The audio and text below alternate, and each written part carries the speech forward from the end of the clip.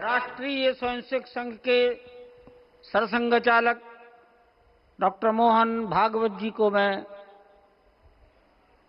अपने संबोधन के लिए आमंत्रित करता हूं।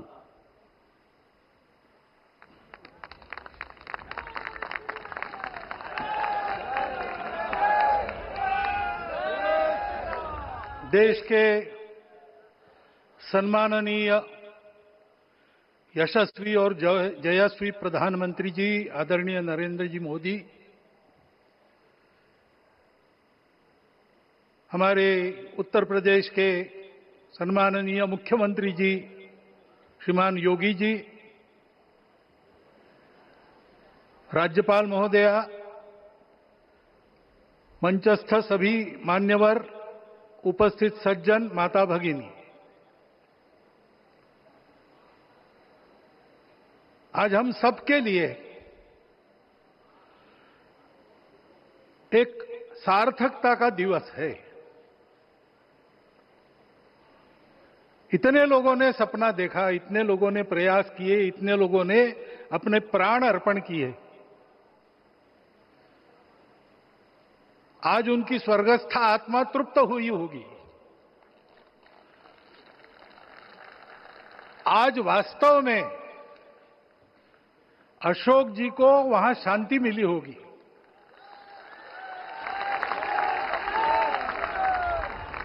महंत रामचंद्र दास जी महाराज, श्रीमान दालमिया जी, कितने संत, कितने गृहस्थ, कितने विद्यार्थी,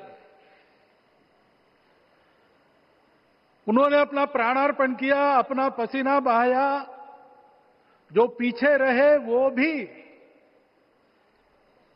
रोज ये इच्छा मन में व्यक्त करते रहे कि मंदिर बनेगा बनेगा, बन गया।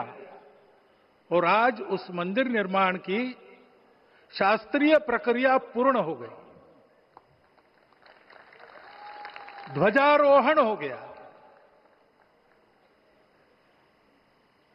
राम राज्य का ध्वज जो कभी अयोध्या में फहराता था और संपूर्ण विश्व में अपने आलोक से सुख शांति प्रदान करता था, वो ध्वज आज फिर से नीचे से ऊपर चढ़ता हुआ और अपने शिखर पर विराजमान होता हुआ हमने अपनी आंखों से देखा है, इसी देह में देखा है।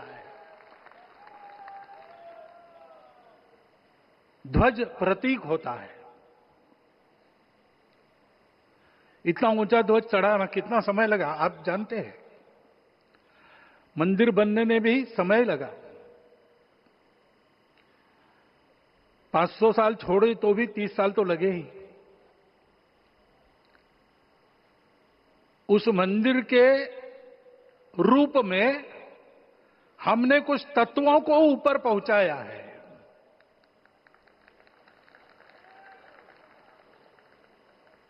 सारा विश्व जिससे ठीक चलेगा, अपने व्यक्तिगत जीवन, पारिवारिक जीवन से लेकर तो सृष्टि जीवन तक सबका जीवन जिससे ठीक चलेगा, वो धर्म, उस धर्म का प्रतीक भगवा रंग, वह इस ध्वज का रंग है। ये धर्म ध्वज है।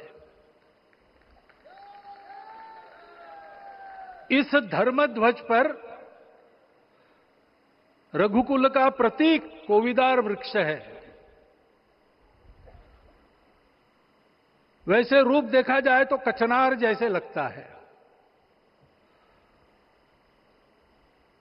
और जो खोजी लोग हैं वो खोज कर कह रहे हैं कि मंदार और पारिजात दो वृक्षों का एक तरह से संकर है। दोनों वृक्षों के गुण, ये दोनों वृक्ष देव वृक्ष कहलाते हैं। दो देव वृक्षों के गुणों का समुच्चय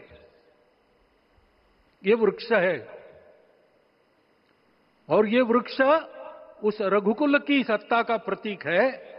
वो सत्ता वृक्ष से व्यक्त होती है, जिसके बारे में कहा गया, छायाम अन्यस्य कुर्वन्ति तिष्ठन्ति स्वयं आतपे। सबके लिए छाया देते हैं, स्वयं धूप में खड़े रहकर। फलान्यपि परार्थाय, फल स्वयं उगाते हैं, दूसरों के लिए बांट देते हैं।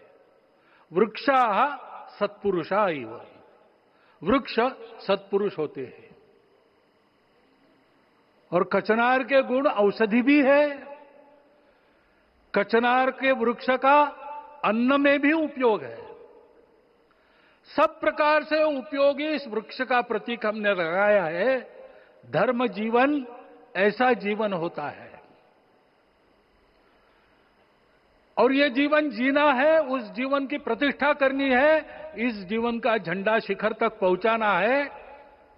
चाहे जितनी प्रतिकूलता हो, चाहे जितनी कठिनाइयां हो, साधनहीनता हो, सारी दुनिया स्वार्थ में बहती होगी, लेकिन हमारा संकल्प है, सूर्य भगवान उस तेज के, उस संकल्प के प्रतीक है। उनके रथ का एक ही चक्र है। 4 चाक वाली गाड़ियां भी एक्सीडेंट करती है तो एक चक्र चलाना है, और रास्ता खराब भी नहीं, रास्ता है ही नहीं। अधांतर में चलो रथस्य एकम चक्रम।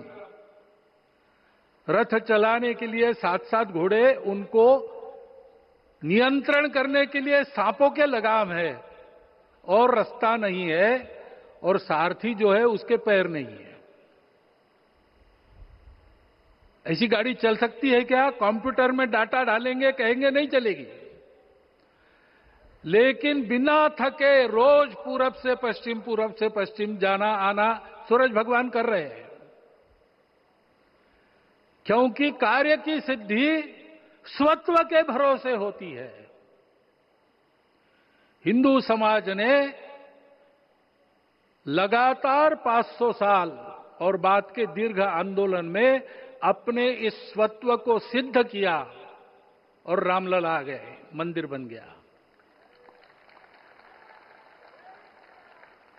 यही बात सत्य पर आधारित धर्म, सत्य जो प्रतिनिधित्व होता है ओंकार से, वो सारी दुनिया को देने वाला भारत हमको खड़ा करना है। हमारे इस संकल्प का प्रतीक यह राम मंदिर, उसकी प्रक्रिया आज हमने पूरी कर ली है। यह धर्म, यह ज्ञान, यह छाया, यह सुफल संपूर्ण दुनिया में बांटने वाला भारतवर्ष खड़ा करने का काम अपना शुरू हो गया है। उसको, इस प्रतीक को देखकर, हिम्मत रखकर, उसी प्रकार सतत प्रयास करते हुए, सब प्रकार की विपरीतताओं में भी हम सबको मिलके करना पड़ेगा। आज ये हमारे कृतार्थता का दिवस है, और आज हमारे संकल्प की पुनरावृत्ति का ये दिवस है। वो संकल्प हमको हमारे पूर्वजों ने दिया है। एतद् देश प्रसूतस्य सकाशाद अग्र जन्मनात्। इस देश के जन्मे हुए अग्र जन्मना है, सबसे प्राचीन है, इसलिए बड़े भाई है। वो ऐसा जीवन जिए कि स्वम स्वम चरित्रम शिक्षेरन पृथिव्याम सर्वमानवा। पृथ्वी के सर्व मानव अपने अपने चरित्र की शिक्षा, जीवन की विद्या भारतवासियों से सीखे। ऐसे भारतवासियों का परम वैभव संपन्न, सर्वशक्ति संपन्न और सबके लिए खुशी बांटने वाला, शांति बांटने वाला, सबको विकास के सुफल देने वाला भारतवर्ष खड़ा करना है। ये विश्व की अपेक्षा है, हमारा कर्तव्य है। मंदिर में श्री रामलला विराजमान है, उनका नाम ले और इस कार्य की गति हम बढ़ाए। इतना एक विषय आपके सामने रखता हूं। जैसा सपना देखा था उन लोगों ने, रामदास स्वामी ने कहा था, स्वप्नी जे देखिले रात्रि ते ते तैसे ची हो तसे। ऐसा सपना उन्होंने देखा था, बिल्कुल वैसा।